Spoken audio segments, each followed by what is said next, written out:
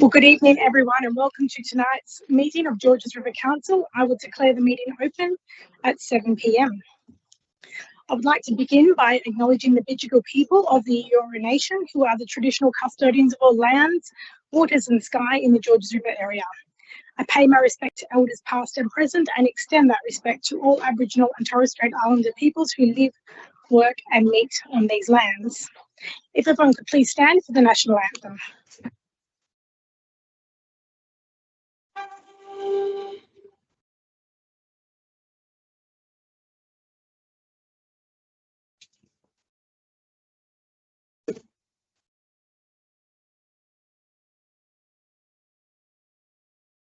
Australians, all let us rejoice, for we are one and free. With golden soil and wealth for toil, our home is good by the sea. Our land of mountain nature's gifts of beauty, rich and rare. In history's space, let every state advance a strand of man. Each will strengthen and sing on the strand of man.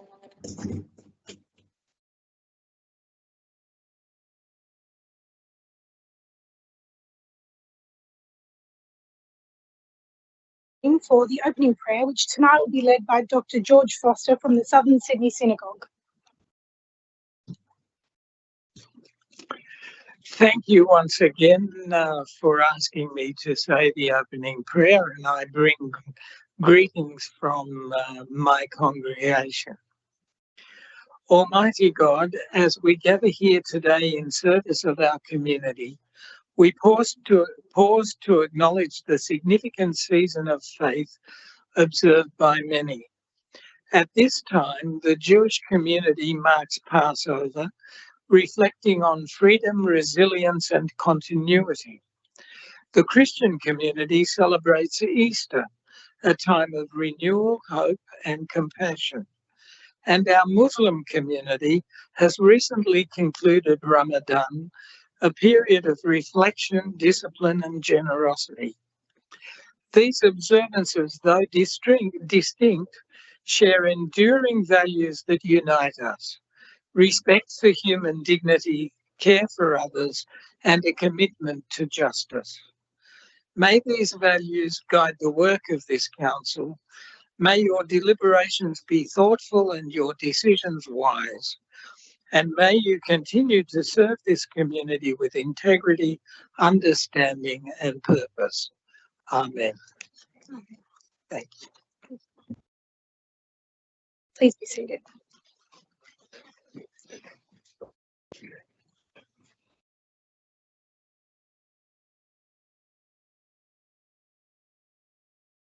Apologies. I have an apology from Councillor Pun and Councillor Arthur. Are there any other apologies? I think we have everyone else here. Can I please have a motion to accept apologies and grant a leave of absence for Councillor Pun and Councillor Arthur? Moved by Councillor Anzalotti and seconded by Councillor Gow. Any discussion? All those in favour say aye. All those against? I declare that carried. Request to join the meeting by audio-visual link. There have been no requests to join by audio-visual link tonight. Notice of live streaming of the council meeting. Staff and public are reminded that this meeting is being recorded for minute-taking purposes and also being webcast live on council's website. This recording will be made available on council's website, and the order of business is as shown in the agenda. Council's Code of Meeting Practice prohibits the electronic recording of meetings without the express permission of council. Disclosures of interest. There have been a number of disclosures submitted tonight. If we could please bring them up on the screen. I will not read them all out. There's one from myself, one from Councillor Hayes, Councillor Wang, Councillor Stratokopoulos, Councillor Allison and Councillor Marnie. Councillors, are there any other disclosure? And one there from Councillor Gow, I think has been added at the end. Is that the last one? Yeah, and one from Councillor Gow. So they are all showing on the screen. They'll be published in the minutes. Councillors, are there any other interests to declare? No? Thank you. We move to the first item of business, which is the confirmation of minutes of the previous meeting, CCL 01326. Confirmation of the minutes of the council meeting held on the 23rd of February 2026. It's been moved by Councillor Marnie and seconded by Councillor Liu. Councillors, any discussion? If not, I'll put the motion. All those in favour say aye. All those against? I declare that carried. Councillors, I have 3 mayoral minutes tonight. The first one is celebrating the 45th anniversary of the Chinese Australian Services Society, otherwise known as CAS.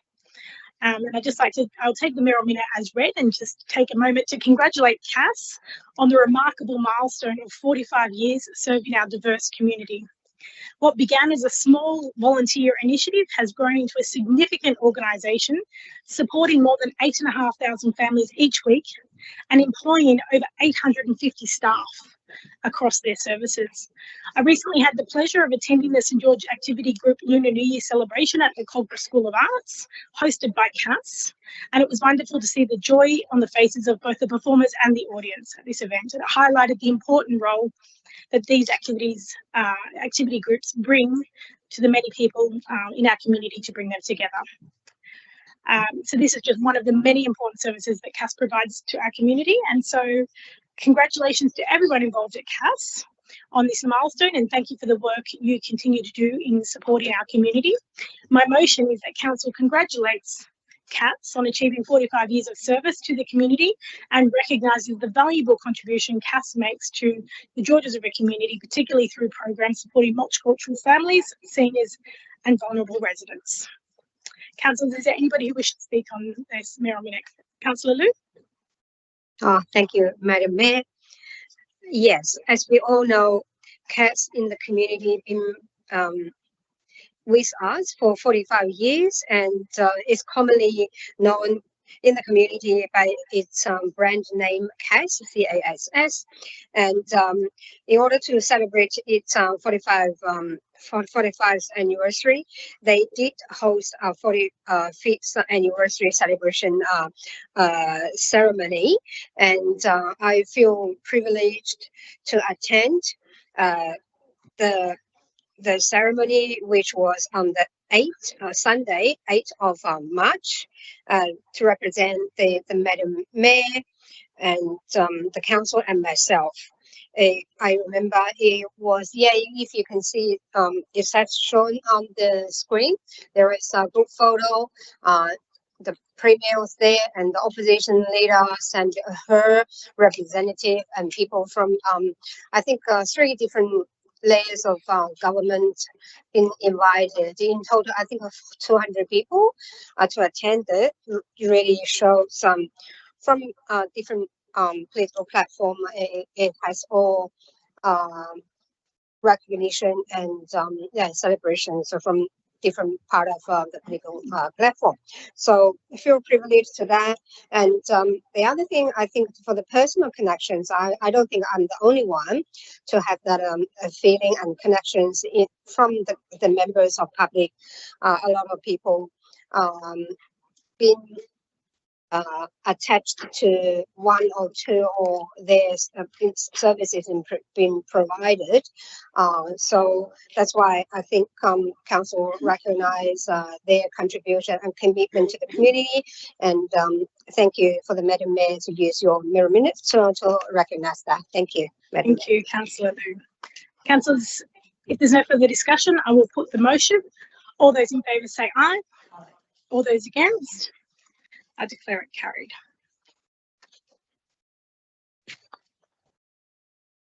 My second mayoral minute tonight is congratulations on the successful Major Summer Events Festival.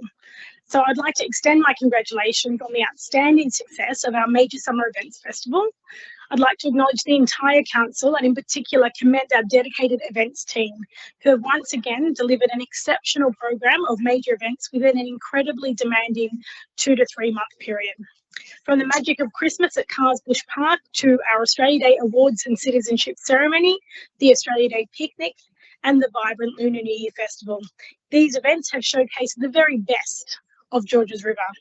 Collectively, they have brought together more than 65,000 people from across our community to celebrate and connect. And these events require careful planning, creativity, and an enormous team effort. And each year, our staff continue to raise the bar, finding new and innovative ways to engage our community and enhance the experience for everyone involved. I also want to commend our event sponsorship team for their continued success in building strong partnerships with our corporate community. Their work ensures that we can continue to grow these events and deliver even greater opportunities for our residents. So as Mayor, I'm incredibly proud of what has been achieved. This program reflects the energy, diversity and spirit of Georges River and demonstrates that we can accomplish what we can accomplish when we work together. So accordingly, I move that Council congratulates all Council staff involved in the delivery of the summer events program across December to February, acknowledges and thanks its partners, sponsors and community organisations for their invaluable contributions and support of these important community events. Councillor Moore, do you wish to speak to this? Yeah, just quickly, the Georges River Seniors Festival. Sorry, Seniors is the next Mayor minute. This was just on the summer events program. Oh, okay. Right. Does anybody wish to speak on the Mayor minute or the summer events program? If not, I will put the motion. All those in favour say aye. All those against? I declare it carried. And next we have Mayor Minute 0426. Congratulations on the engaging and inclusive Seniors Festival. So I want to sincerely thank all the council staff who have contributed to delivering this program. The motion, which is published in the supplementary business paper, highlights the thoughtful and well-considered range of events and services curated for our seniors community, providing opportunities to connect with services, try new activities and engage more deeply with the community. Most importantly, it is a festival that celebrates our seniors and their valued place in Georges River. The program has created meaningful opportunities for our seniors to remain active, informed and socially connected, and that's something we should all recognise and commend. And I'd also like to briefly reflect on how far we've come. Only a few years ago, there were concerns raised that our senior programming didn't quite measure up with that of our neighbouring councils. And I think it's fair to say that today, Georges River Council is not only meeting expectations, but leading the way. And that's something that we can all be proud of. And I'd like to thank the representatives of the Seniors Advisory Committee for their valuable input and ongoing advocacy. And their contribution has been instrumental in shaping a program that genuinely reflects the needs and interests of the seniors community. And finally, I extend my thanks to our sponsors again and volunteers. Your continued support and generosity are essential to the success of initiatives like this.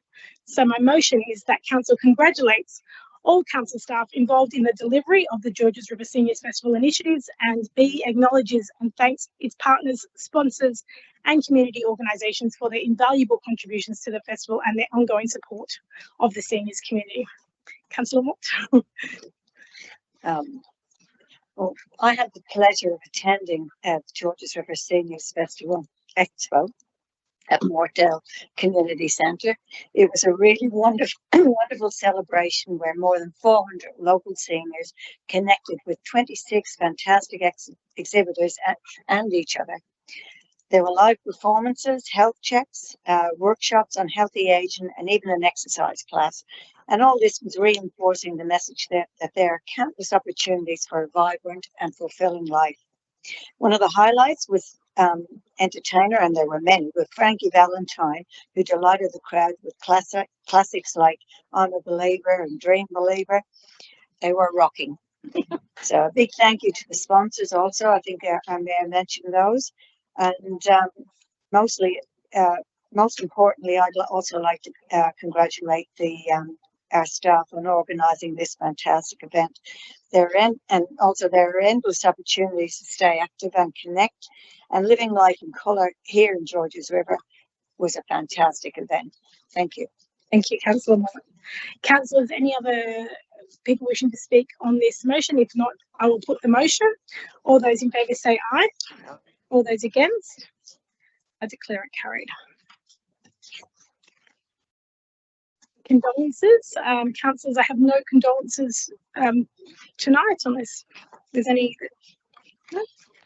So we'll move to committee reports. The first is CCL 01426, and that is the report of the Assets and Infrastructure Committee meeting held on the 9th of March 2026. Councillor Mort.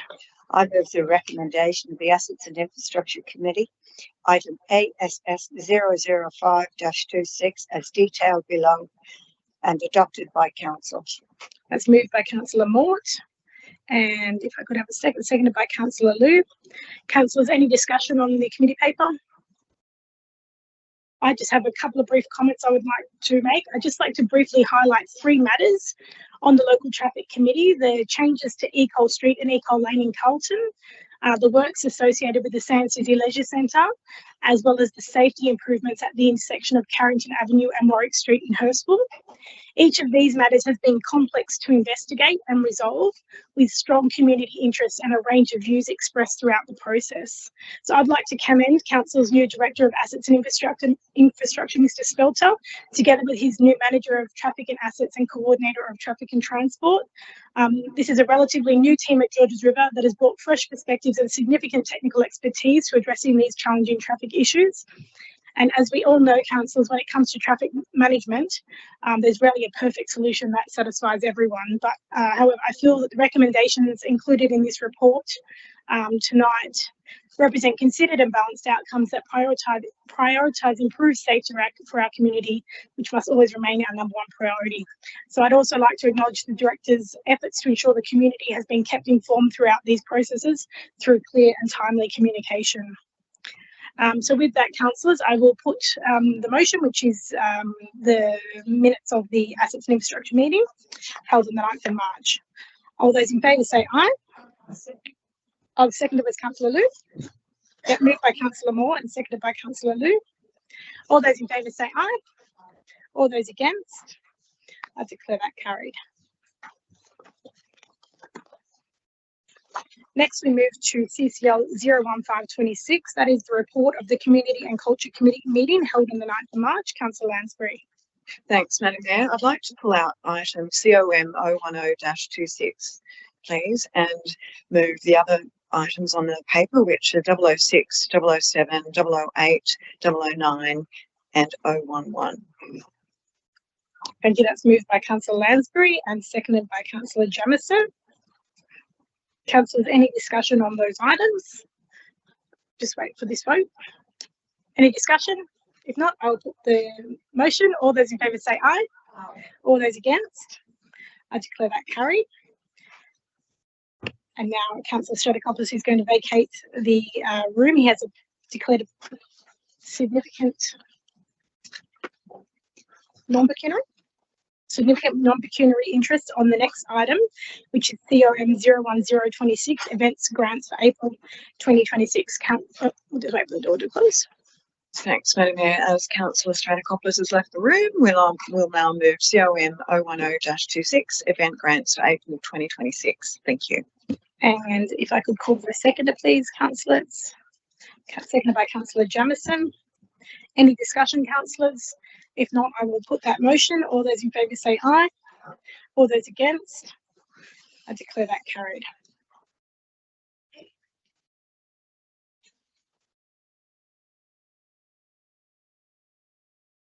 And next we move to CCL 01626. That is the report of the Environment and Planning Committee meeting held on the 9th of March 2026. Councillor Marnie.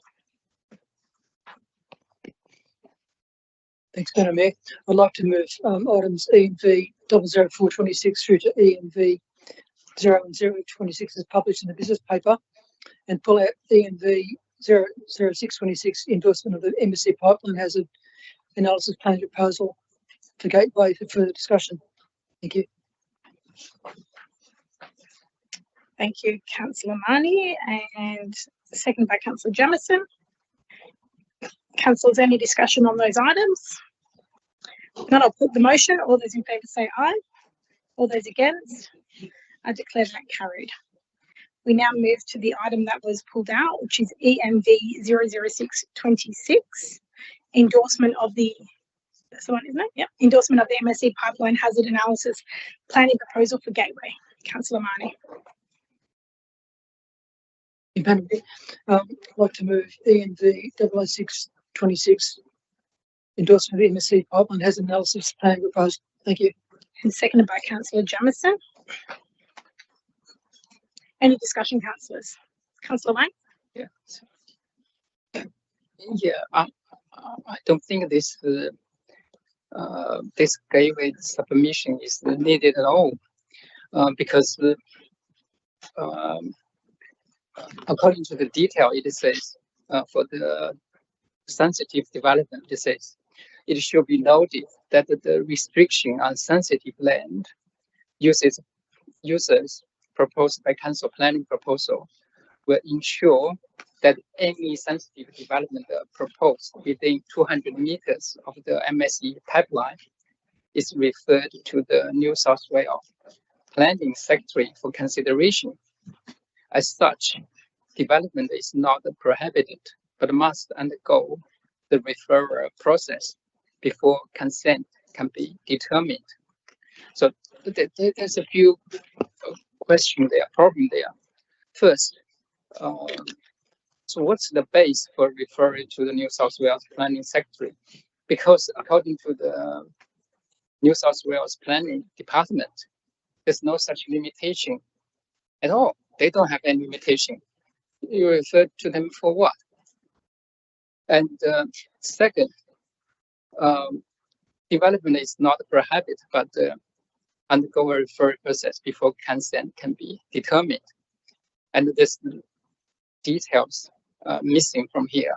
What's the criteria for the consent to be given? What's the rules and the regulations? There's no details there. And the whole thing, as I mentioned many times, the outbreak submitted their proposal together with the risk assessment, fully approved by the state, according to the state standard. So what are we doing here, wasting time and money? So I'm objecting this one to be referred to the gateway at all. Thank you. Who's speaking against? Councillors, any other discussion on this item? If not, I will put the motion. All those in favour say, oh, actually, we'll go around the room, please, if we can take the votes. Madam Mayor, For. Councillor Allison. For. Councillor Anzalotti. For. Councillor Demoski. For. Councillor Gow. For. Councillor Hayes. For. Councillor Jamieson. For. Councillor Lansbury. For. Councillor Liu. For. Councillor Marnie. For. Councillor Mort. For. Councillor Stratokopoulos. For. Councillor Wang. Against. That's 12 votes for, 1 vote against. I declare the motion carried.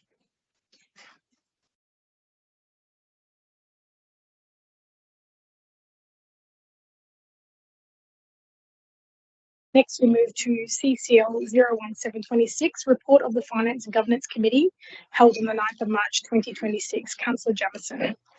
I move I move the recommendations of the committee. Thanks. And Councillor Marnie has seconded that. Councillors, any discussion? If not, I will put the motion. All those in favour say aye. All those against?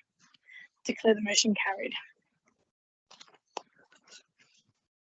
Now we move to Finance and Governance item CCL 01826, applications pursuant to Council Law Discretionary Policy, March 2026. Councillor Jamieson. I move the recommendation of the staff. If I call for a seconder, please, councillors. Councillor Marnie has seconded that. Councillors, any discussion?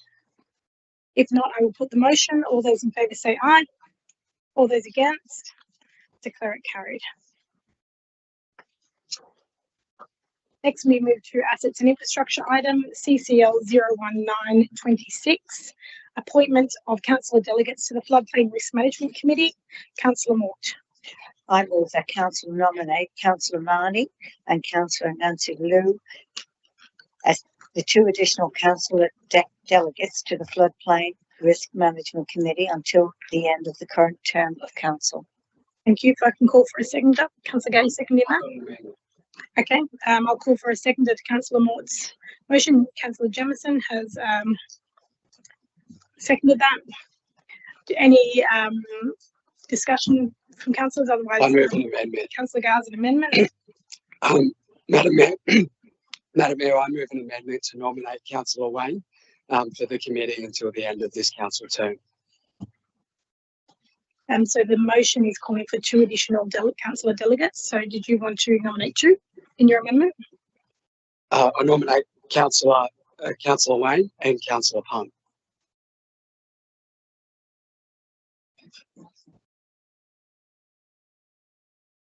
Okay, that is being moved by Councillor Gow. Councillor Mort, do you accept the amendment? I don't, and I don't think it's is it appropriate that Councillor Pun is not here to accept the nomination.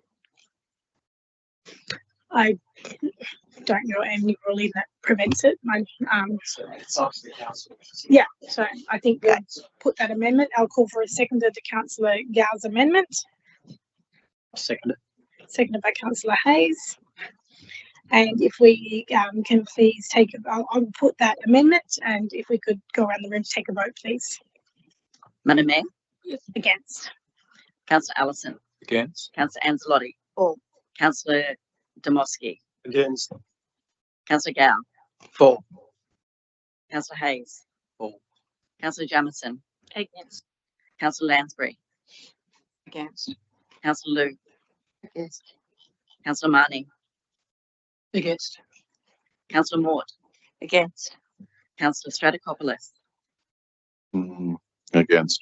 Councillor Wang. For. 9 votes against, 4 votes for. I declare that amendment lost, and we revert back to the original motion moved by Councillor Moore and seconded by Councillor Jamison. I'll Can I- now put that. Sorry, Councillor Jamison. Sorry. I'm just wondering, because could we have Councillor Lang be an alternate, or they're allowed to turn up? Councillors are allowed to turn up to flood. I'll put that question to the director. Is the councillors able to come to the advisory committee? I guess in the same way councillors can attend the traffic committee, can councillors attend the floodplain risk management committee as a non-voting member? Through you, Madam Mayor, that's correct. They can attend as a non-voting member. So councillors are able to attend. Okay. I will put any further questions? No. I will put the motion moved by Councillor Moore and seconded by Councillor Jamison. All those in favour say aye. All those against? Declare it carried. We move to notices of motion, and the first is NM 00826, development of an artificial intelligence governance framework for Georges River Council. Councillor Lou. Yes. Can I move it? Can I have someone to second it? Councillor Demoski has seconded that. Thank you, Madam Mayor. I think the very detailed motion has been printed on the screen, but I just try to emphasize when I during the time when I tried to consult with our director, Mr. Parker, I think we can say it is a kind of a coincidence, but I think there is a good timing for all of us to think about it. So that's why I want to have a consultant with Parker.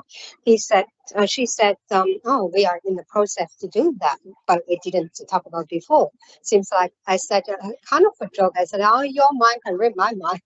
But I think it is a good timing for everyone to think about it and seriously try to apply this policy under the New South Wales government, the umbrella, the guideline. So basically, all details are there. So is any other questions? Yeah, so feel free to do that. Otherwise, so please read it and hopefully you can support it. Thank you. Thank you, Councillor Lou. Councillors, any other discussion? If not, I will put the motion. All those in favour say aye.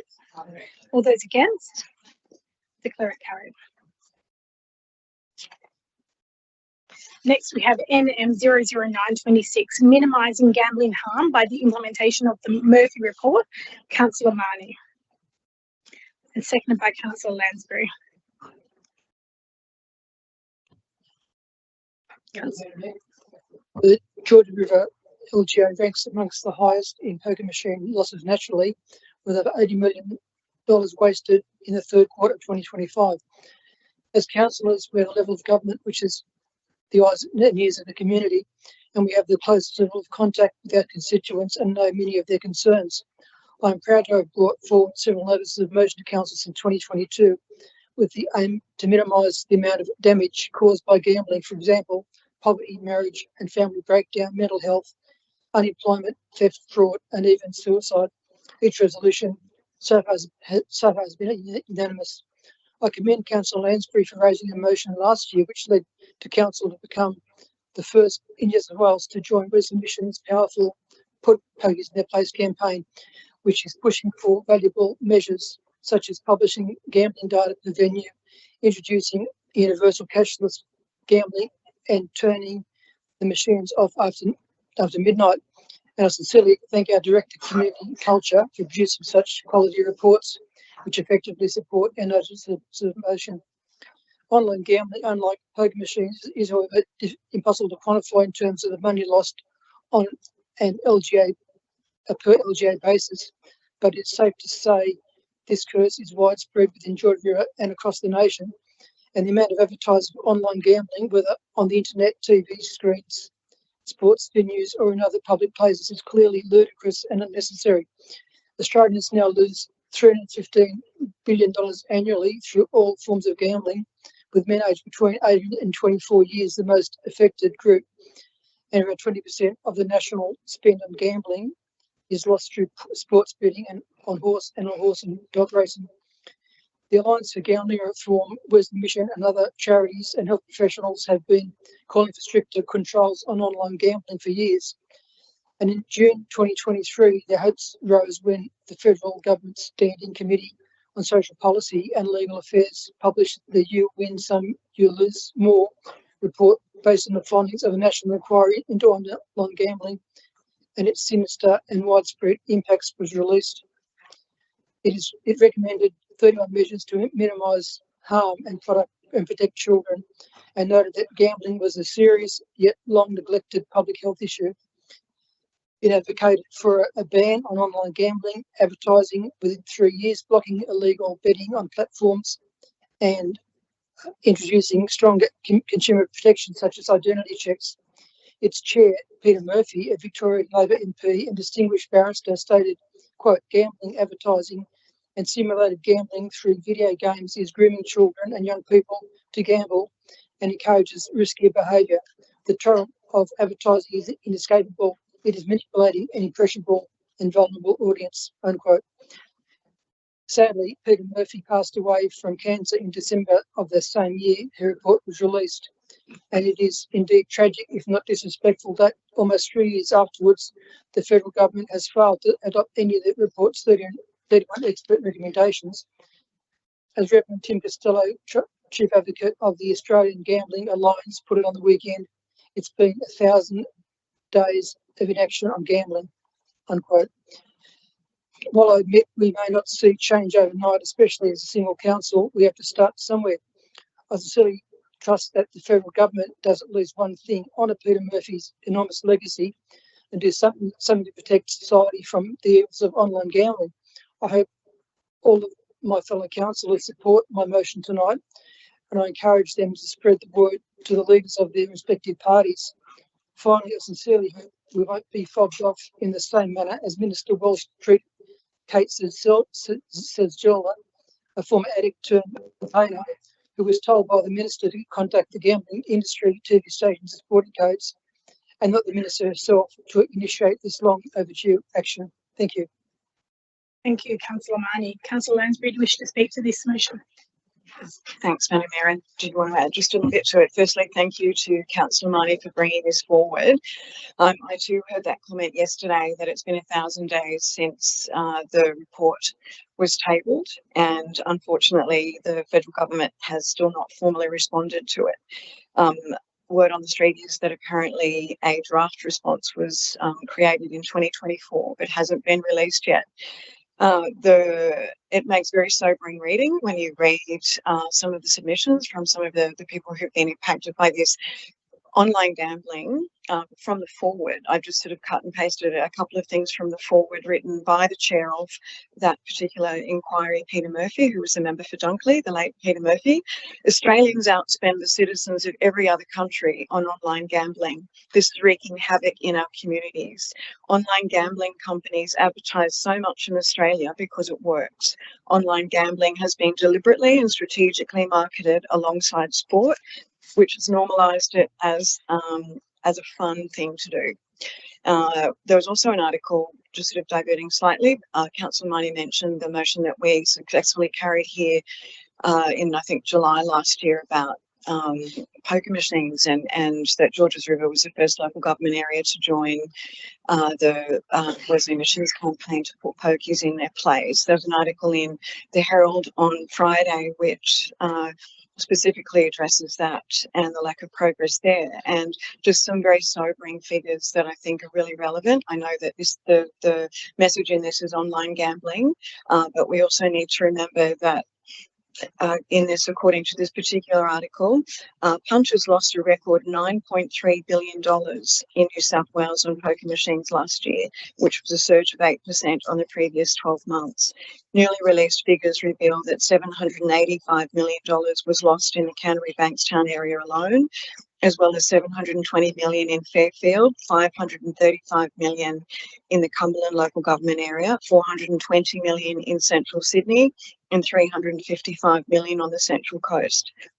Georges River didn't figure in that particular bunch, but we're generally in the top 10. So it's really incumbent upon us as councillors to push this. It's very disappointing that the federal government hasn't moved on this particular inquiry.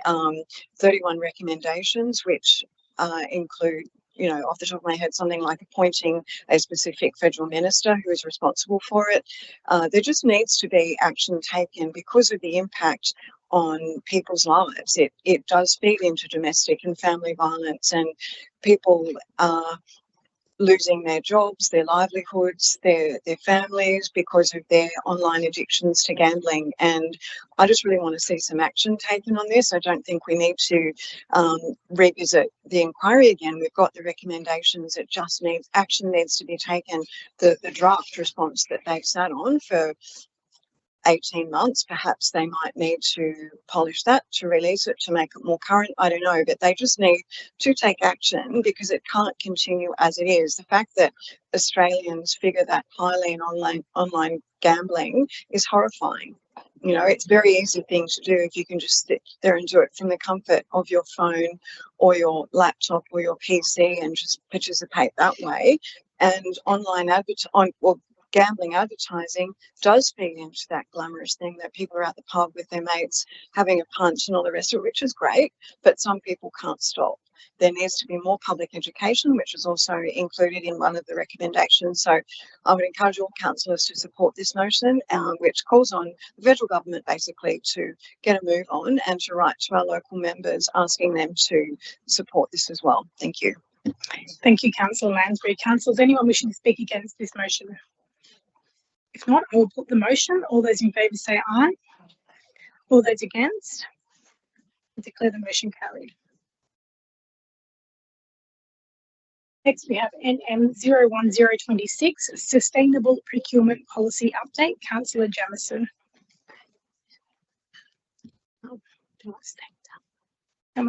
Councillor Marnie has seconded that. Good evening. As councillors, we are entrusted with the responsibility of managing public funds, carefully making decisions that serve the best interest of our community. However, I want to raise a concern that I believe many people, both inside and outside this chamber, have noticed for some time: the gap between what things cost in the private market and what council sometimes ends up paying. In some cases, I have seen works priced at 150% of the going market rate, simply because the client is a government body. When ratepayers see figures like this, it understandably raises questions about whether our procurement systems are truly delivering value for money. Our procurement process were designed with good intentions, transparency, compliance, and risk management. But the reality is that these systems can sometimes be so rigid and administratively heavy that they unintentionally exclude capable local businesses who could deliver excellent work at a far more competitive price. Smaller smaller local contractors often struggle to navigate the layers of compliance, pre-qualification requirements, and extensive paperwork that are often designed for much larger corporate operators. As a result, we will risk limiting competition and default into a small pool of larger firms with higher overheads, costs that ultimately flow through to the ratepayer. But procurement should not only be about ticking compliance boxes, it also should be about delivering genuine value for the community. There is another dimension that I believe deserves a far greater attention in our procurement process: community impact, and a way to formally capture community satisfaction or dissatisfaction and include that in the procurement assessment. Last month, we saw a tender come from council that had a significant effect on the local community. Decisions like that should not be assessed solely on price or compliance criteria. They should also include a clear and transparent weighting that considers the community benefit or potential community harm of the decision being made. Procurement is not simply a financial exercise. It is also a policy tool that shapes local economic activity, community wellbeing, and public trust. When we engage local businesses, we support local employment, apprentices and suppliers. The money circulates back into our own economy rather than leaving the area. Local contractors also carry a strong sense of accountability because they live and work in the same community affected by these projects. For these reasons, I believe it is timely for Council to review our procurement framework with three important objectives in mind. First, ensuring true value for money for ratepayers, including realistic benchmarking against private sector market pricing. Second, ensuring that the process is proportionate, so smaller, capable local businesses included by requirements designed for large-scale projects. And third, ensuring that community benefit and impact are properly recognised and weighted in procurement decisions, particularly for projects that directly affect residents. Good governance requires us to continually review whether our systems are delivering the outcomes they were designed for. If our processes are leading to significantly inflated costs or overlooking the broader interest of our community, then it is our responsibility to address that. Our goal should always be simple: fair competition, responsible spending of public funds, and decisions that generally benefit communities we represent. Thank you. Thank you, Councillor Jamieson. Councillor Money is the second. Do you wish to speak? Anyone wishing to speak against? If not, I'll put this motion. All those in favour say aye. All those against? Declare the motion carried. Next, we move to NM01126, Clayton Reserve Lighting Upgrade. Deputy Mayor, Councillor Stratikopoulos. If I can call for a seconder, councillors. Seconded by Councillor Liu. Thank you, Madam Mayor, councillors.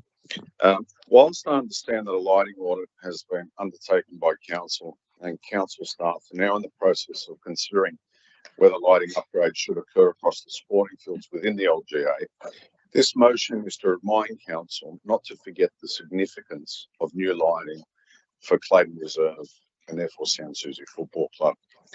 Sanssouci Football Club is a strong community club that was formed in 1958. With currently over 900 registered players across junior and senior teams with both male and female participants, is one of the largest football clubs in the Georges River LGA. Clayton Reserve is their home ground, and the old flood lighting is no longer adept at providing for their needs. As such, they're unable to fully utilise their facilities for night training and games due to their daily lighting. For the past 5 years, as many of you would recognise, like many other clubs, they've been promised long overdue lighting upgrades to Clayton Reserve, and at this point in time, nothing has been done. They pay their fees, they pay their rates, and they need a place to train in the evenings.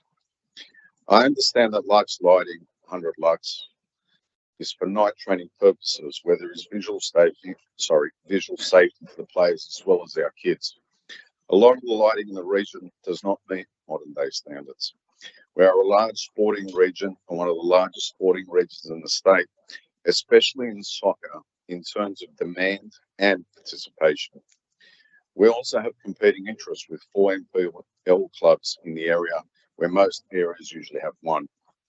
An upgrade to Australian standard sports lighting LEDs is not only of benefit to the club, but will allow for increased community usability, improved safety and security, and a significant cost benefit to council over the longer term due to their no comparison efficiency benefits of prehistoric flood lighting. For football to succeed in its current state, we need to ensure that our facilities are adequate enough for training. As we all know, in winter, it gets darker earlier, unlike in summer, and without adequate lighting, there is no point in training. As I'm sure you all understand, I cannot stress the importance of these upgrades across all soccer fields. I say this with complete respect to all other sporting codes in the area.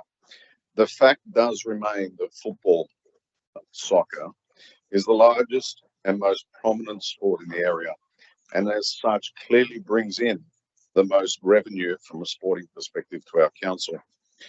If we forget this very important point and don't act on upgrading lighting for all soccer fields, then participation in soccer clubs within our LGA will drop, and players will look to other clubs, such as those within Bayside Council, where lighting upgrades are in full force. In conclusion, we need this to remain competitive, as in the long term, this would lead to less revenue for council via less fees and less bookings. And we all know that due to the sheer number of players participating in soccer, this will leave a considerable financial hole. We also know that due to much smaller numbers, other sports cannot and will not cover this loss of revenue for our council. Thank you. Thank you, Deputy Mayor Stratikopoulos. Councillor Liu, do you wish to speak as the seconder? Yeah, just very briefly, I just fully support this motion.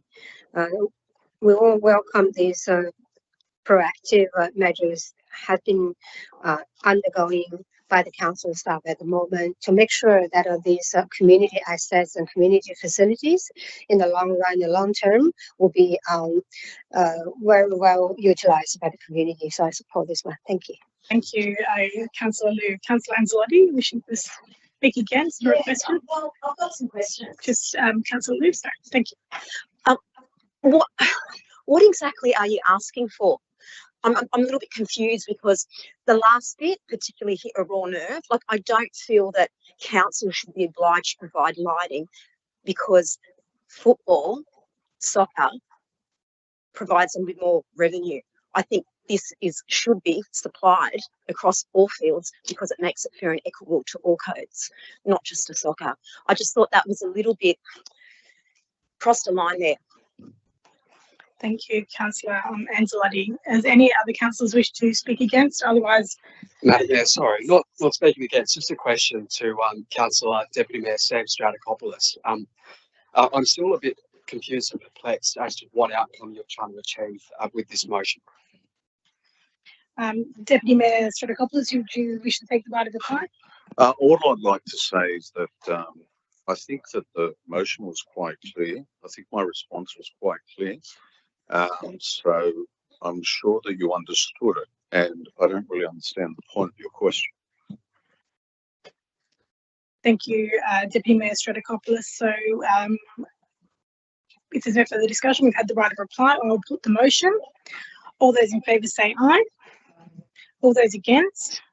I declare the motion carried. Next, we move to NM01226, pollution of the Georges River bays and tributaries. Councillor Marnie. Seconded by Councillor Allison. Thank you, Madam Mayor. For the past 15 years or so, residents in the southwest of LGA and visitors have put up with constant sewage overflows after just a couple of days of heavy rain. For as long as I can remember, Oatland Flora and Fauna and others have been calling for better infrastructure and improved system to warn the community of any hazards. On Clean Up Australia Day on March 1st this year, I turned up at Limepool Bay wetlands with a band of other eager volunteers, only to be confronted with yet another sewer overflow, which was hard to forget, as the debris not only contained the expected plastic and polystyrene, but hundreds of, if not thousands, sorry, do not count them, of discarded wet wipes. There was a lone Sydney Water contractor on duty and just a couple of warning signs, but being only a once-a-year opportunity, we decided to chance it and set to the task regardless, armed with gloves, pickup sticks and suitable footwear. However, working in such conditions should not be necessary in a global city within a first world country. The reality is that the responsible authority, Sydney Water, has been starved of funds as it has served as a cash cow. So its dividends go to the state government, be it Liberal or Labor, and so it's been prevented from investing in essential upgrades. Presently, Sydney Water has been doing works upstream, which should ease the burden on LGA to some extent. However, the effectiveness of that program is yet to be tested, and it appears that our community will have to put up with this health hazard for some time. I'd like to especially highlight Part B of this motion. The state government has inflicted slow and mid-rise housing policy onto our community, which overrode council planning powers and which will place a further strain on the already overcapacity Sydney Water Sewerage network. Irrationally, it has failed to spell out how this policy will affect LGA. On behalf of residents, swimmers, fishermen and visitors, I'd like the Minister to explain what fully funded engineering upgrades are in place or are proposed to be put in place to prevent further pollution of the George River. I thank my fellow councillors in advance for supporting this motion, which will hopefully make life more pleasant for residents, swimmers, fishermen, and of course, the abundant marine life which call the George River home. Thank you. Thank you, Councillor Marnie. Councillor Allison, as the seconder, do you wish to speak to this motion? Yes, thanks, Madam Mayor. I'd like to support Councillor Marnie's nom to improve the health of the Jordan's River. Unfortunately, I couldn't attend the annual Cleaning Up Australia event at Limekiln Bay earlier this month due to family commitments. By all accounts, it was well attended and very much appreciated. The discovery of a recent major sewer overflow in the mangroves and evident with the thousands of wet wipes getting caught in sticks and pneumatophores and littered across the whole area. An event like this further highlights wet wipes as a scourge to our environment. They invariably end up in toilets, as they are erroneously described as by the manufacturers biodegradable. They are made of natural fibres, but with synthetic cloth in them as well, and cannot be compared to toilet paper, which is in tissue thin and fully biodegradable. The least the manufacturer can manage is to remove the claim of biodegradability. Ideally, a ban on the problem wipes would solve everything. But yeah, just remove the problem in no time. Thank you. Thank you, Councillor Allison. Councillors, anyone wishing to speak against the motion? If not, I will put the motion. All those in favour say aye. All those against? Declare the motion carried. Next, we move to NM 01326, Traffic and Pedestrian Safety Issues, Hurstville. Councillor Wang. To second that. Councillor Wang, if you could just, when you move your motion, make clear what motion you're moving, if it's the one as published or if it's another one that you've submitted to the staff. Yeah, so actually, I accepted the amendment from Councillor Jensen. So, yeah. So she hasn't made the amendment yet. So you want to, you've got to move the motion before any amendment can be moved. So you need to move an motion. Okay, yes, I move the motion. Can I have a second? As printed. If it's the motion, yeah. So sorry, Councillor Wang, if you could just announce which motion you're moving. So there's one that's published in the paper, so you can say that you're moving the motion as published, or you can move the motion as published with some amendments that you might have provided, or you can move something else, but you have to move a motion. I just move as printed, yeah. As published, okay. Yeah. And if I could call for a seconder of the motion as published. Councillor Gao, you seconded that? Thank you, Councillor Gao. Okay, Councillor Wang, you may speak to your motion. Sorry, just according to the process, if there's any amendment should be raised now, or? So, Councillor Wang, there hasn't been an amendment moved. You've moved your motion as published. Yeah. So you can speak to your motion, and there's been no amendment moved at this point. Okay. Okay, cool. Thank you. So yeah, so this is a bit a long story. Can I have that? Can I have the picture So on the screen, so I can show, because not everybody is familiar with the first view. I just show yeah, so that's the one, what it's like and where it's located. So this is the picture at the corner of Forest Road and from the Hill Street, and that one was the Hudson Avenue, and further up is the Wright Street. And beyond that high rise is the Campfield. Everybody knows Campfield. Yeah. So what happened is now you can see two construction sites. One is at the Hill Street and the near side, and the far side is the Hudson, between Hudson Street and the Wright Street and Forest Road. They are just pretty much opposite to each other. And on the outside of this picture, there's another one. There's a beyond the building going on, very tall, 20 stories or like that. It's still happening, almost completed. And as I said, the Campfield is still at work, almost finished, but it's all happening. Yeah, that's what I'm saying. And the residents nearby and especially from the east quarter, they suffer from the noise and traffic and everything every day. Last month or last year in August, I raised motion, similar, just for escalated attention to this site, and the resolution was to is that the compliance with the construction traffic management plans is an operation matter. So, but since then, it's getting worse, I have to say. So personally, I have lodged 7 requests on behalf of the residents, and I had several on-site meetings with the residents as well, and they complain about the safety, noise, dust, light spill, and the traffic risks. So I know this, the residents, I encourage them to raise the complaints themselves as well. So I have to acknowledge the council staff, compliance team, working very hard on each and every matter. And I especially thank Mr. Kent Straw for arranging additional traffic signals to avoid the risk at the intersection of the Forest Road and the Hill Street.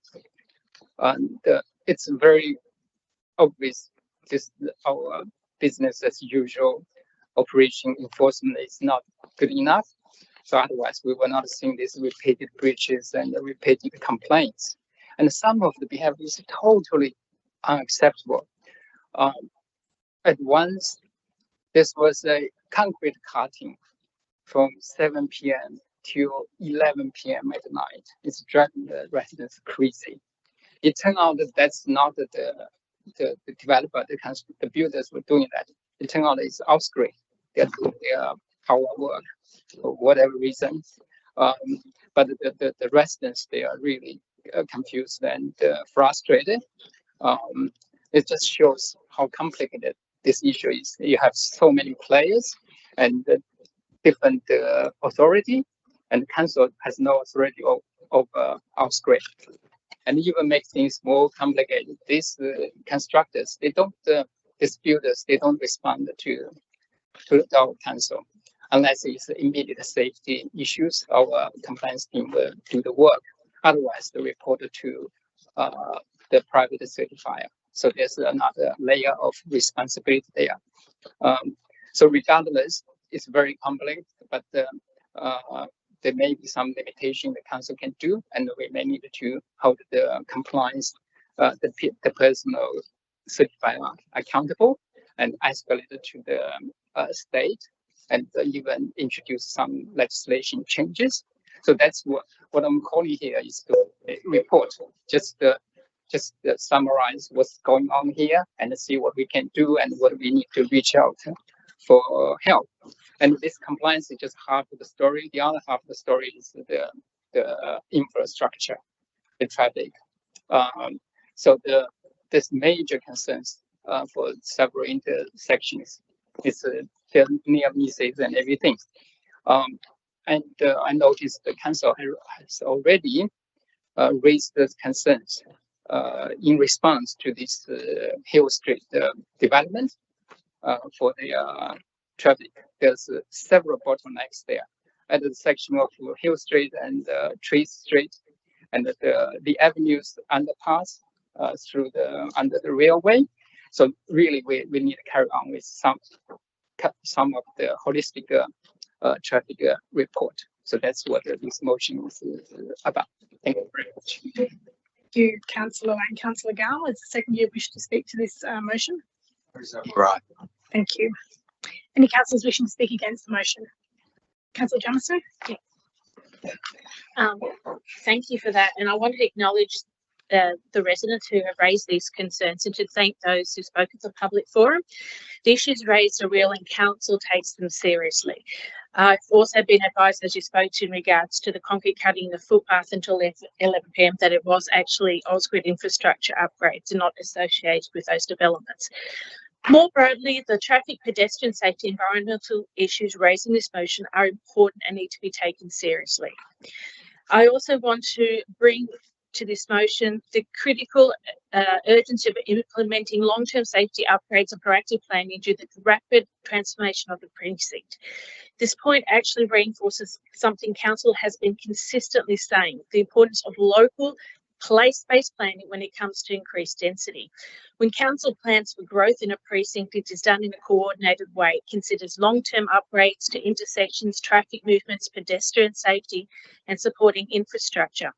This is how you deliver density responsibly and sustainably.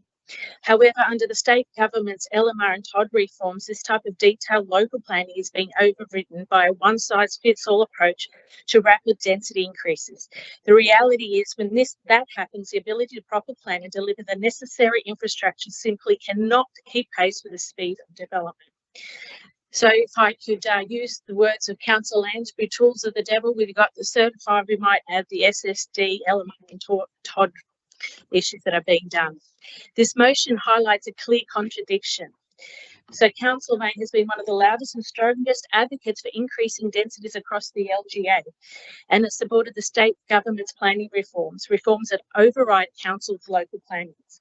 Well, this is what happens. Yet this very motion highlights the consequence of those reforms: congestion, pedestrian safety risks, construction impacts, and the need for urgent infrastructure and planning responses. You simply can't have it both ways. Support rapid top-down density increase while pointing to the problems they create and expect council to resolve them alone. This motion also highlights another critical issue, one that the council has been consistently advocating to the state government on, and that is the need for reform of the private certification system to better protect our residents. The motion references and the motion I'm talking about is the motion I'll put forward in a minute, amendment. The motion references 3 specific development sites and raises concerns about repeated compliance breaches, including unsafe site conditions and poor management of construction impacts. However, as outlined in tonight's response to councillor questions, all 3 of these sites have principal certifiers, they are private certifiers. The advice is clear: while the developer is responsible for compliance with the construction traffic management plan, the principal certifier is responsible for the approval and management of activities under that plan and is required to investigate breaches and direct corrective action. Council will always step in where there are immediate safety concerns, and our compliance unit does exactly that as a priority. But the reality is that the current system places significant responsibility on private certifiers. So I do thank Councillor Wang for bringing this forward, because it reinforces exactly what the council has been saying, that private certification system needs reform and private certifiers must be better held to account to protect our community. More broadly, council has consistently stated that we support responsible growth, but it must be matched by appropriate planning, infrastructure and funding. Rapid population growth cannot be managed by council alone. This motion correctly identifies the need for strong enforcement and long-term infrastructure solutions and support these outcomes.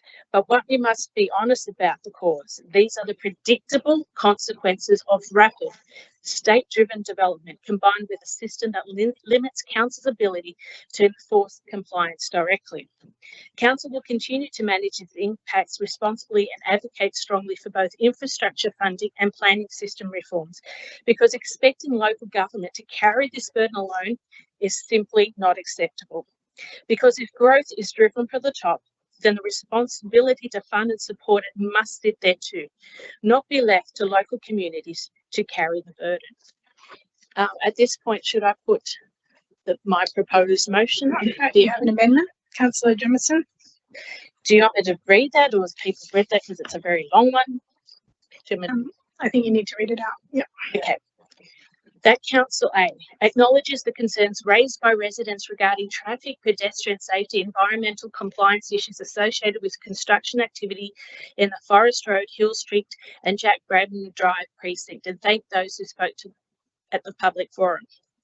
B, notes that some issues raised by residents, including recent after-hours noise associated with concrete cutting in the footpath, have been identified as works undertaken by Ausgrid and not directly related to the development sites referred in this motion.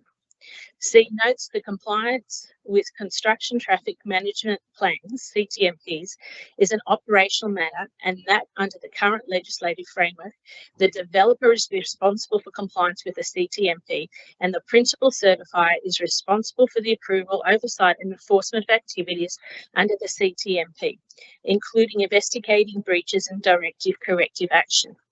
D, notes that all three development sites referenced in this motion are overseen by private principal certifiers, and that concerns raised by residents, numerous recurring safety breaches reported in recent months, including dangerously unsecured site gates, blown out perimeter fencing, uncovered construction rubbish blowing into public areas, and severe after-hours light pollution from tower cranes, regarding repeated non-compliance, highlight the need for stronger accountability within the private certification system. E, reaffirm that Council will continue to investigate and respond as a priority to any immediate safety concerns through its compliance units in accordance with Council's principal certifier and Council responsibilities policy. As evidenced by Council's recent efforts to improve immediate pedestrian safety at the intersection of Hill Street and Forest Road, including the installation of a temporary rubber safety island and supplementary pedestrian crossing ahead, advancing horn signage.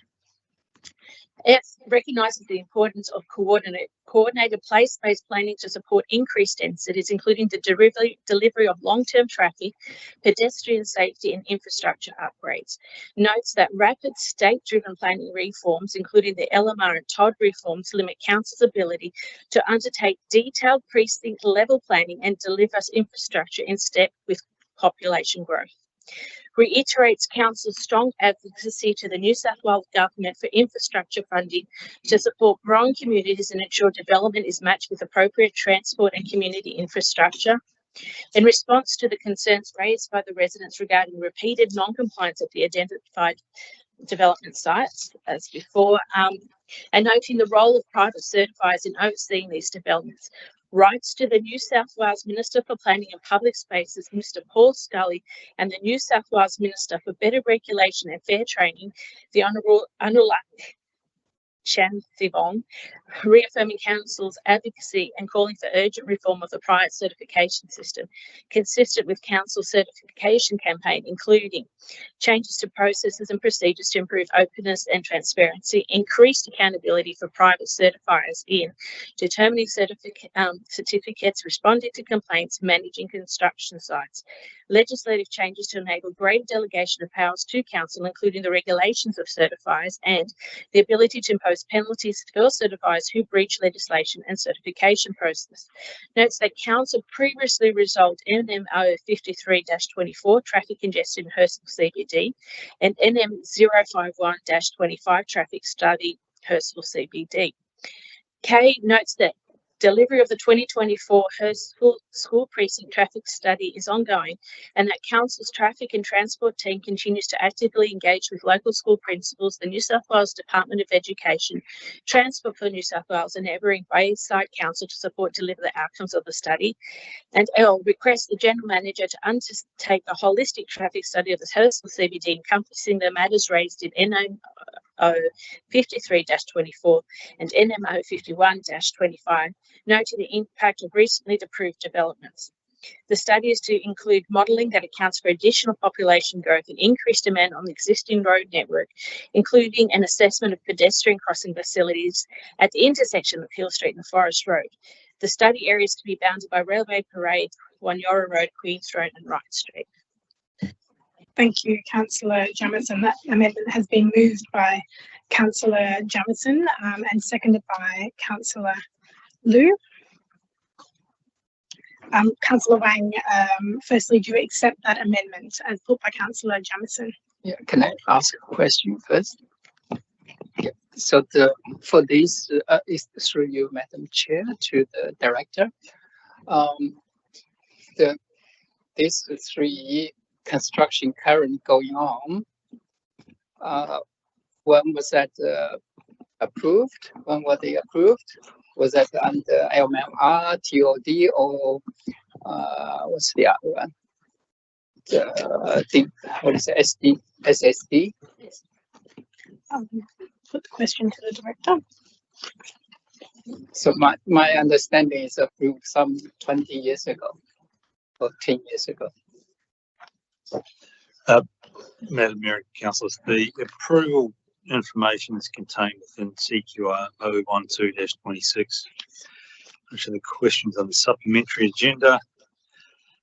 And what I can glean from this is that 83 Durham Street has a DA referencing 2016. So you can assume from that it was approved in around that time. 108 Forest Road, 2021. 105 Forest Road, I don't know what that one was, sorry. I don't go to the last one, 2016. No, I've only got 2 of them here at the moment, so that's part of 10. That's correct. I think some of them were even approved by the previous Hurstville Council. So it has nothing to do with LMR, TOD, or SSD. Is that correct?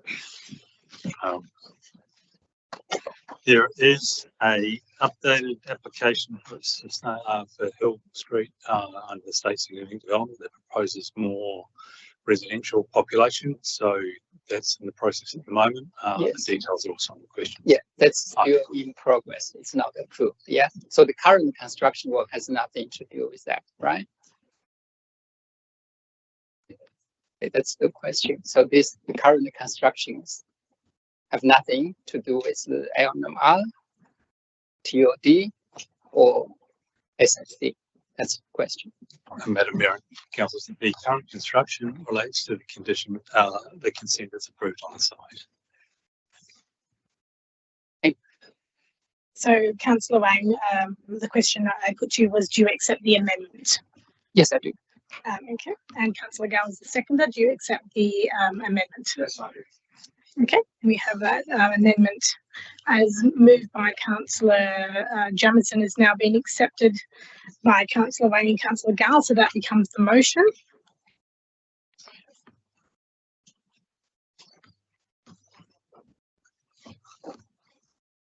Councillors, anyone else wishing to speak to this motion? Councillor Liu? Thank you, Madam Mayor. Can I be showing that photo? Yes, the map. Thank you. I know these issues and matters are very complicated, but if we try to analysis the real reason behind it, not just case by case matter to solve the problem. I think it's a long-term thing that the council needs to look at it, and so that's why back to 2024, council adopted a solution based on my motion about the Hurstville CBD traffic and congestion. Council already did this proactive decision, and 2025 ongoing issues are still there, and the council successfully recommend the budget to do that traffic study into 2026 to 2027 budget list. Hopefully we can get it adopted. So because that's in Hurstville ward, I think that's the first priority about the traffic and parking issue. So that's why when we look at this map, that's already been covered and been added into this app to area to be bounded by Railway Parade, Warnera Road, Queen's Road, and Rice Street. I think that would be a good area to for the ongoing study to cover this area. Try to address the issues and matters being introduced from the very previous motion by Councillor Wang. So that's why I know where Councillor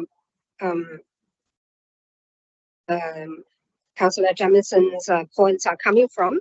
We try to, because we can't overlap, we can't duplicate the council's studies, and it is undergoing at the moment. We wanted to utilize the council resources smartly and wisely. So that's why from this map, we can see under this ongoing traffic study, and we are just try to include the Hill Street and those Hill Street that are the future development will build on. So that's why the amendments are coming from. Thank you. Thank you, Madam Mayor. Thank you, Councillor Liu. Councillors, any other discussion? Councillor Hayes. Yes, thanks, Madam Mayor.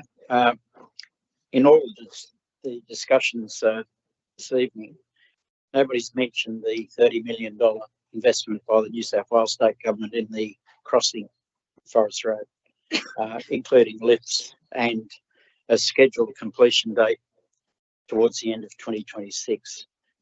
So I just wanted to see if Council could clarify and acknowledge that investment that's going to take place to try and make it safer for all the school children that are attending the public school, high schools in the local area, which is what it's been designed to serve, and it's also been endorsed by Transport New South Wales.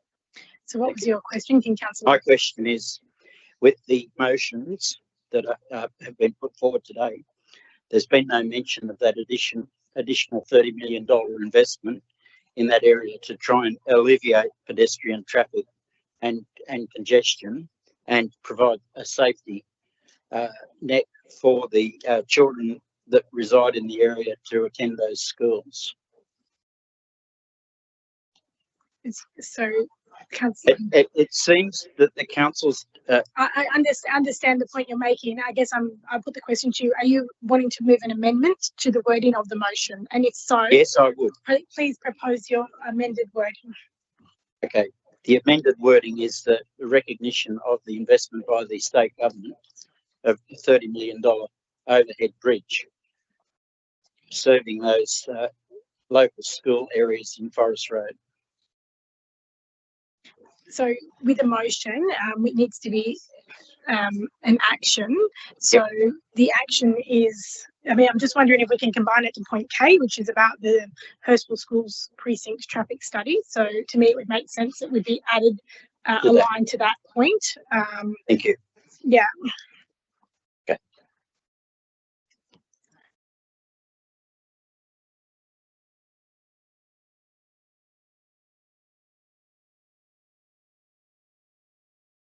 So you wanting to say at the end of that point that council recognises the announcement by the state government of $30 million for an overhead bridge in Forest Road.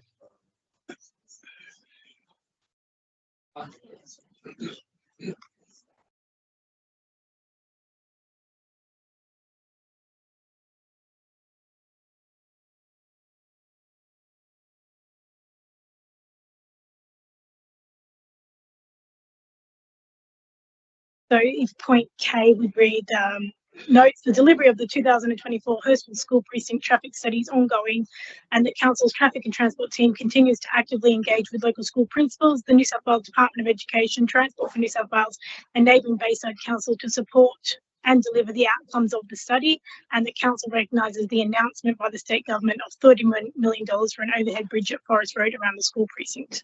Is that what you'd like? That's fantastic. Thank you. I'll just send that to the staff.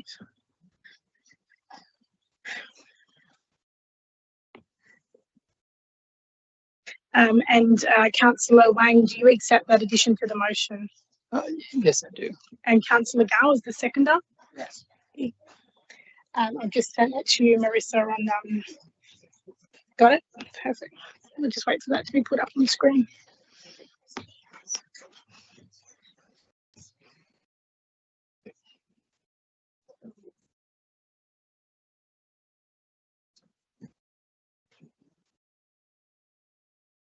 Just want to check that, Councillor Hayes, when they fix it, 1 second.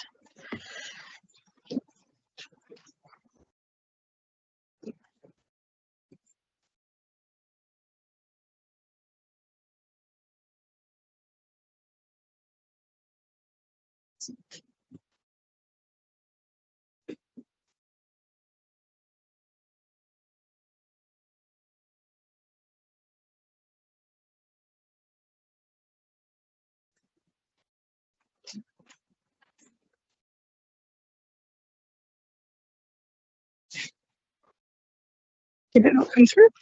Yeah. Oh, sorry. Do you want me to email it? It's all right. Sorry.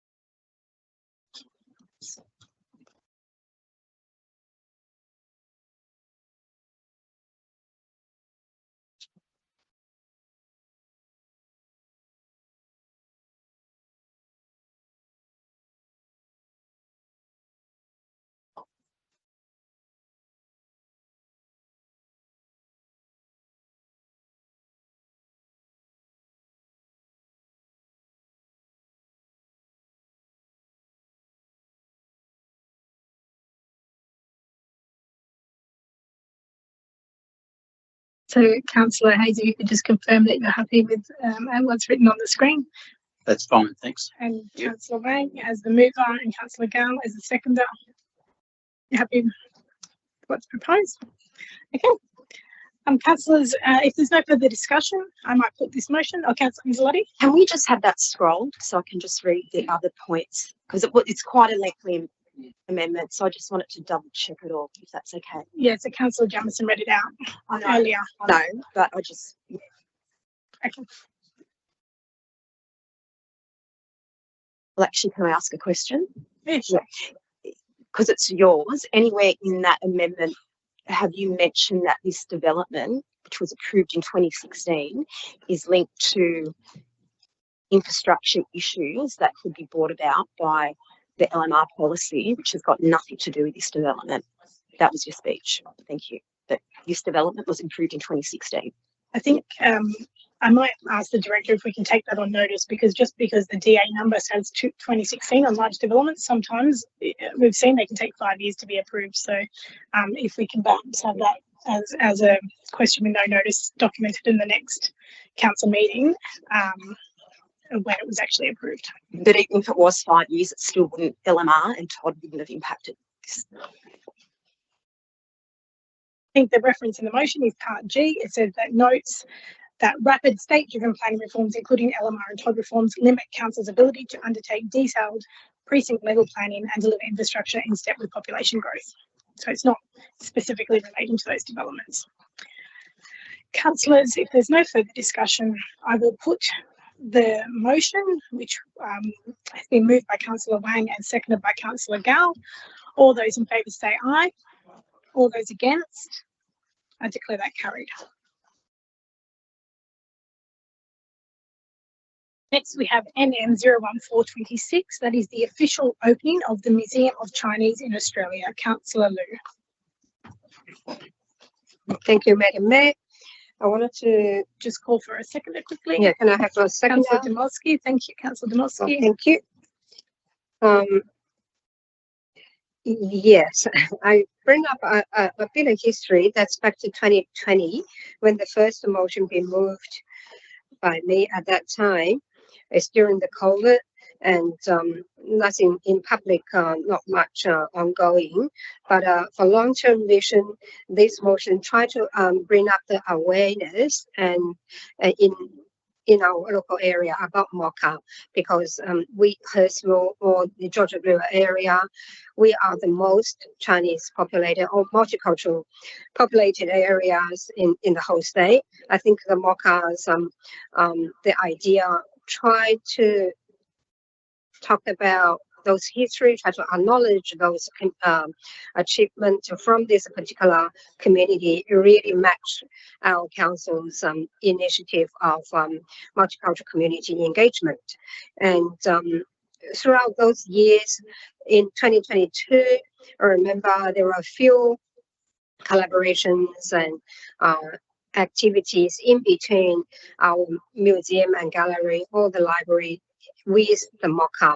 I remember there was an exhibition in April 2022. It's called Our Journeys, Our Stories, if I'm correct, which really showcased how collaborated with these two organizations. So that's why the 1st of March this year, I feel honored to be invited to attend its official opening to the public from the Mocha at the address of 744 Georgia Street in City.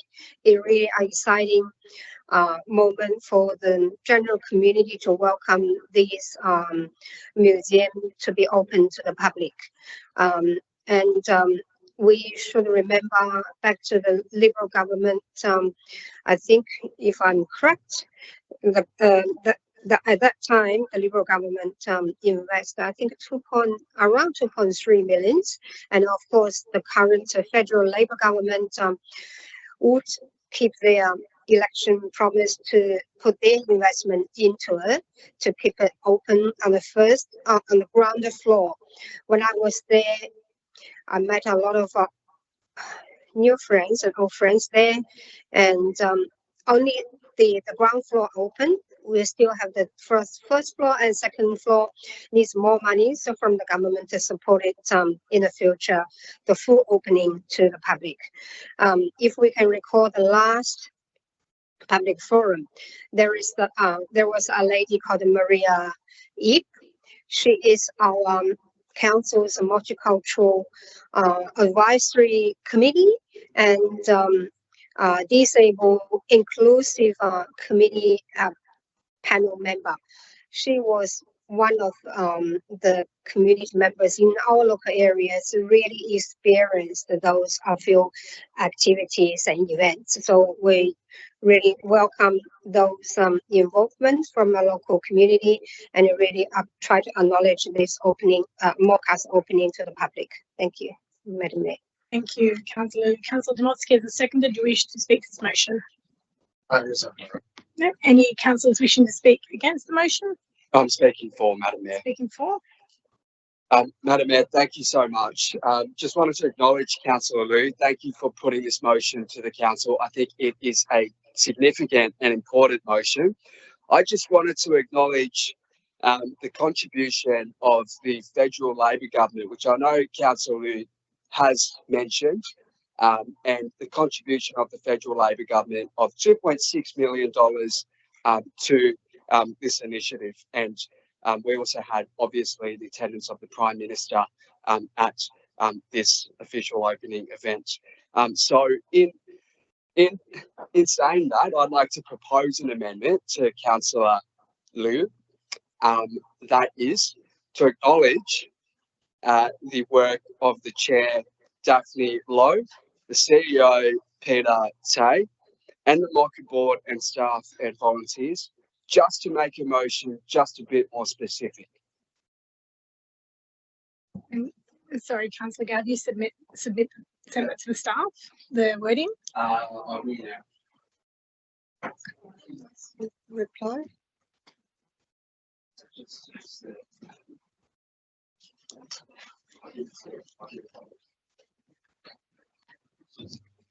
Let's just get the wording up on the screen first.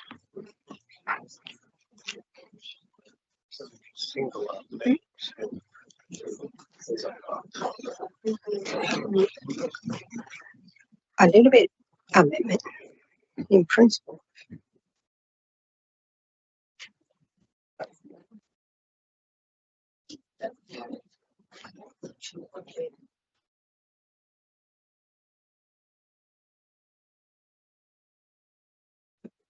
I want to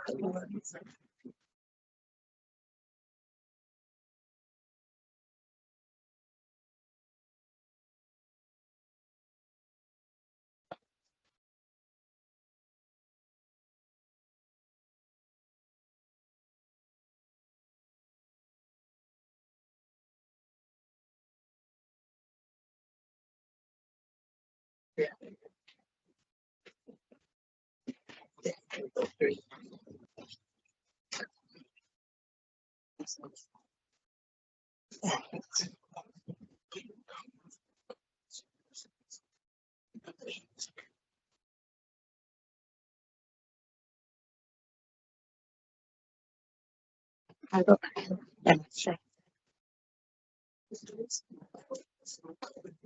This I can't see. No.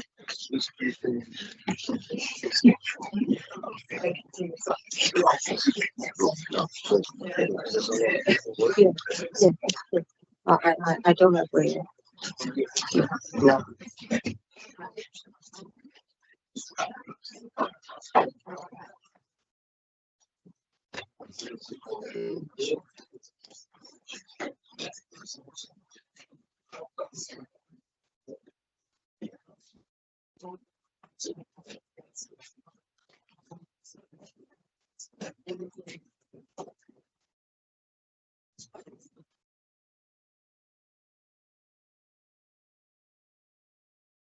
No, I'm not accepting. No.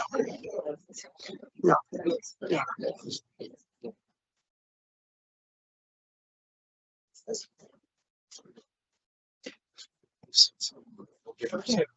Because even the CEO, that's the character. They are having a few terms of information. We got it up on screen. That's a part of no.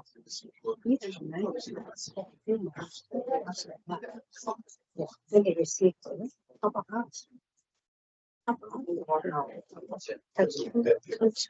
Yes, no. That's why the police says the CEO just what? The board of directors will have many. I don't want to name off. So, Councillor Gow, if you could please, now that the wording is up on screen, if you could just repeat the amendment, please, and just put your microphone on. Councillor Liu, if you could please turn your microphone off. Councillor Gow is going to read it out now that it's up on screen. Thank you, Madam Mayor. Motion. The amendment reads. Hang on, sorry. Yeah, go ahead now. To acknowledge Peter Tay, Mocha Board Chair, Daphne Lowe, Mocha Board, and the staff and volunteers. Acknowledge the federal Labor government's $2.6 million contribution to this important initiative. So that you're moving that as an amendment. And I'll call for a seconder on the amendment. Councillor Anzalotti. And I will refer to Councillor Liu to ask if you accept that amendment. No, I'm not going to accept it. Not going to accept the amendment. Okay, then we will put the amendment. Councillor Gow, do you wish to speak for that amendment? I reserve my right. Councillor Anzalotti. Yeah, I will speak for it because I just think credit where credit's due. If we're going to put up an amendment, we should acknowledge the people who are the driving force behind such things. And I think that just adds greater transparency for our residents in our community. It's, again, I'm going back to what's fair and what's right, and that amendment is right. Could I just ask Peter Kai, is he he's the CEO, not the board member? Yes. So it's probably acknowledging the CEOs and the board members and, who Nancy is trying to acknowledge, but acknowledging it. Sorry, so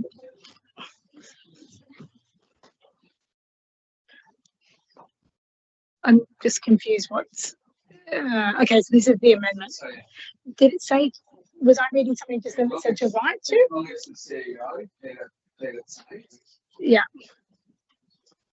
and the multi-board chair, Daphne Lowe. And, volunteers and the contribution of the federal Labor government of 2.6 million to this important issue. Madam Mayor, there's just an error, spelling error. Labor government doesn't have a U in it. Okay.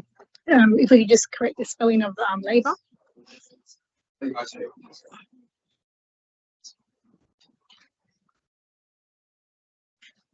Does anybody wish to speak against the amendment? Councillor Liu?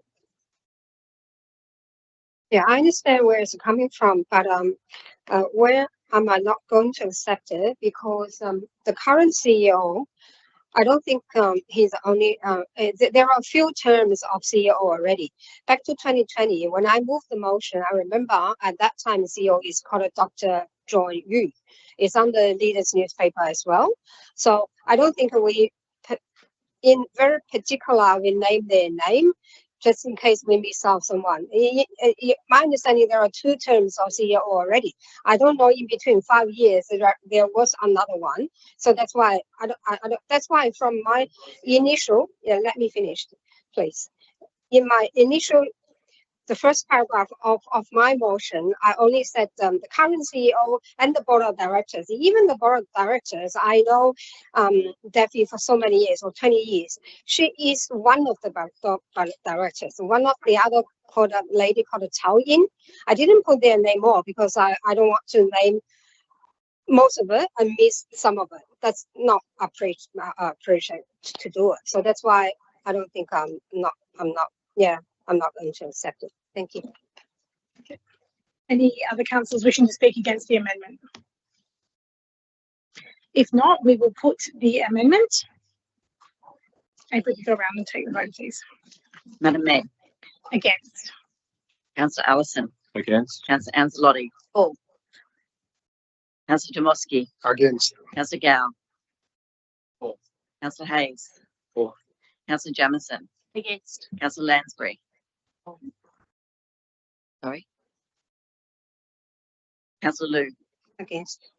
Councillor Marnie. Against. Councillor Mort. Against. Councillor Stratokopoulos. Against. Councillor Wang. For. 8 votes against, 5 votes for. I declare the amendment lost. We revert back to Councillor Liu's original motion, moved by Councillor Liu, seconded by Councillor Demoski. If there's no further discussion, councillors, I will put that motion. Councillors, all those in favour say aye. All those against, declare the motion carried. Next, we have NM01526, Glen Lee, 80 Boronia Parade, Lugano, Heritage Protection, Councillor Marnie. Seconded by Councillor Allison. Thank you, Madam Mayor. I'd firstly like to state that I've got an amendment to this motion. You're going to move it with an amendment? Yep. Yes, thank you. And the amendment is to Part B, and it should read, the council writes to Senator the Honourable Malarndirri McCarthy, Minister of Indigenous Australians, to advise her of the likely presence of Aboriginal artefacts on the site, as was foreshadowed by the Heritage Council of New South Wales, and to immediately notify her in future in the event that a development application is lodged, in order to consider any options available to her under Commonwealth legislation. Thank you, Councillor Marnie. So you're moving the original motion with a new Part B, which you've just read out. And Councillor Allison, I presume that is fine with you as the seconder. Certainly. Councillor Marnie, if you wish to speak to the motion, please. Yeah, thanks, Madam Mayor.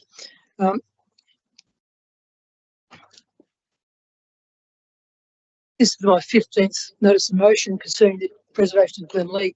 Council has sought assistance on several occasions from state and federal governments of both persuasions, but except for the interim heritage order issued in 2022 by James Griffin, then Heritage Minister, and a broken promise by New South Wales Labor in the lead up to the 2023 election, council and the community have both been ignored. As you are all no doubt aware, there could be an imminent development application shortly, and there are absolutely no current protections to safeguard Glenlee, aside from a local heritage order. It's priceless Aboriginal and European heritage, and its 200 trees, native birds, reptiles, and other wildlife. This could well be our last opportunity to advocate to save the estate. I welcome the recent announcement by the state government to the effect that it is injecting $30 million into pedestrian safety in Hurstville, and look forward to similar interest in the way of a cash injection by the state or federal government, or both, to save Glenlee Lagana for current and future generations. Thank you.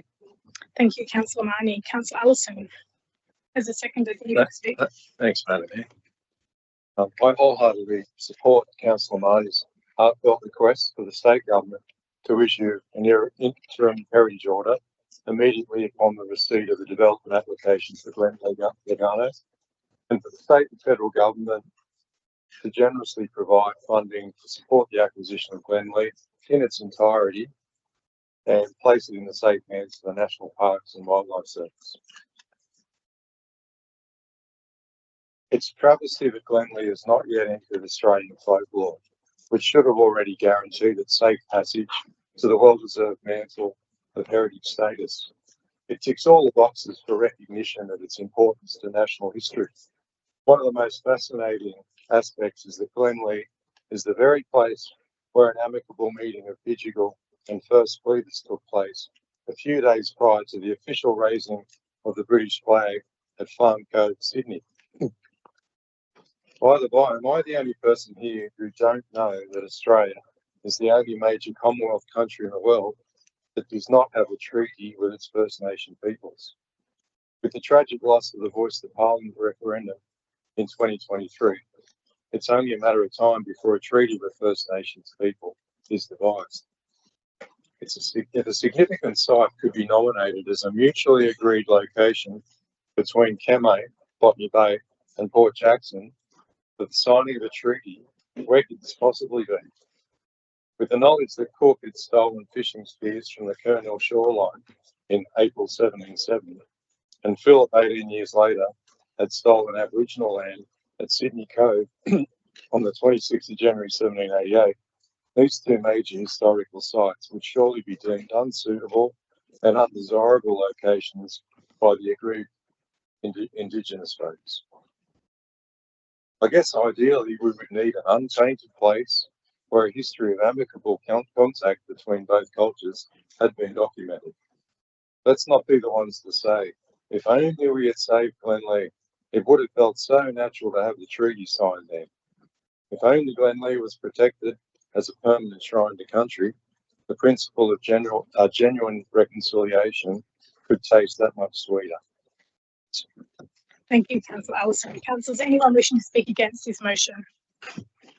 If not, I will put the motion. All those in favour say aye. Aye. All those against? I declare the motion carried. Next, we come to NM 01626, Traffic Safety on John Street, Cobra. Councillor Gow. Thank you, Madam Mayor. I acknowledge that Council acknowledges the ongoing community concerns regarding traffic speed limiting and pedestrian safety on John Street, Kogarah Bay. Reconsider its position regarding undertaking any form of traffic action on John Street, Kogarah Bay, in light of ongoing community concerns about speeding and safety. Undertake community engagement with residents of John Street to better understand the scale and frequency of the issues being reported, assess suitable options such as line markings, signage, or any other traffic calming devices as appropriate, and commit to undertaking this within a reasonable time frame of 6 months. I'm not going to elaborate much further on this motion. Call for a seconder, if I could. Sorry, just before you speak to that. If I could please have a seconder. Councillor Anzalotti, thank you. Thank you. I'm not going to elaborate further on this motion. I think the motion is as straightforward as it gets. I was door knocking on John Street on Saturday. Not a single resident had, every single resident I spoke to had concerns about this street. I think it is something that we should be working with council officers on to get it done. Thank you. Thank you, Councillor Gale. Councillor Ancelotti, do you wish to speak as the seconder? I reserve my right. Thank you. Any councillors wishing to speak against the motion? Councillor Marnie? Thanks, Madam Mayor. Look, again, I admire Councillor Gale's passion for his ward, but I'd like to point out that I understand there are many other issues with much higher priority traffic-wise across all wards, and there are matters of concern affecting a greater number of constituents than in John Street. That is the case. One example being the 2024 Hurstville School Precinct study, where safety of hundreds of students at stake, as was raised by Councillor Bank tonight. Thank you. Thank you, Councillor Marnie. Any other councillors wishing to speak against? Councillor Jamieson? Yes, I'm just looking at the councillor question relating to this. And if you see the councillors, the officer's response, councillors received one customer request and one councillor request regarding speeding and requesting a speed hump for John Street, Kogarah Bay in the last 3 years. Councillor officers did undertake an investigation and collected traffic volume and speed data along John Street, Kogarah Bay in August 2025.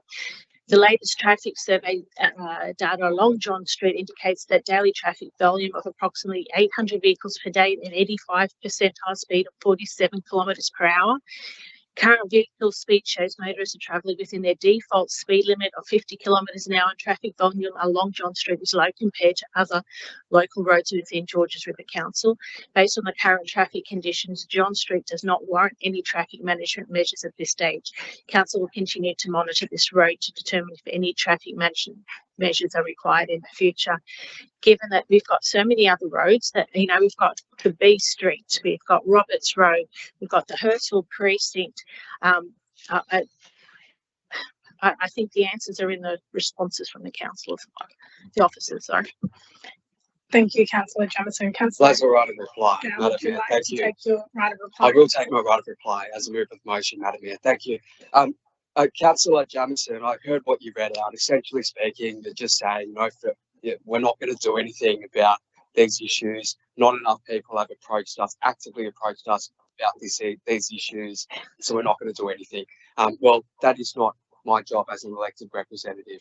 I was out there on Saturday talking to people. We held a community meeting at this time 6 months ago at 10 a.m. in the morning with over 20 residents of John Street having shown up to that meeting. You should come to those meetings and tell those residents your position, that they do not warrant any traffic action whatsoever. So I will put that back to Councillor Jamieson. Okay, that was the right of reply. So we will now put the motion. If we could please go around and take the votes, please. Against. Against. For. Against.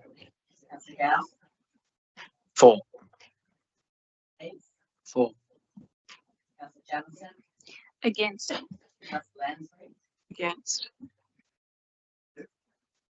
Against. Against.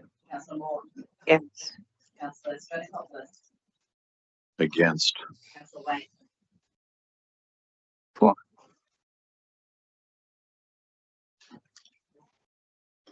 Nine votes against, 3 votes for. I declare the motion lost. Oh, 4 votes for, sorry. Councillors, next in the agenda is the questions with notice, questions with no notice, and councillor questions on agenda items. And the answers to these are published in the business paper and the supplementary agenda, which is on council's website. Councillors, if you have any further questions, please submit them through the hub, and an answer will be then provided in a future business paper. And there being no other business on the agenda, I declare this meeting closed at 8:48 p.m.